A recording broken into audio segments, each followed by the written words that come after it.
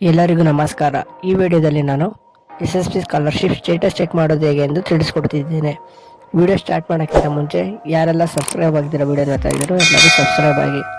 ಮೊದಲು ನಿಮ್ಮ ಫೋನಲ್ಲಿರುವ ಗೂಗಲ್ ಅಥವಾ ಕ್ರೋಮನ್ನು ಓಪನ್ ಮಾಡಿ. ಓಪನ್ ಮಾಡಿದ ನಂತರ ಸರ್ಚ್ ಬಾರಲ್ಲಿ SSP ಅಂತ ಟೈಪ್ ಮಾಡಿ. SSP ಅಂತ ಟೈಪ್ ಮಾಡಿದ ನಂತರ ನಿಮಗೆ ಇಲ್ಲಿ ಮೊದಲು ಬರುವ ಲಿಂಕನ್ನು ಕ್ಲಿಕ್ ಮಾಡಿ. ನಂತರ ಈ ಥರ ಇಂಟರ್ಫೇಸ್ ಓಪನ್ ಆಗುತ್ತೆ.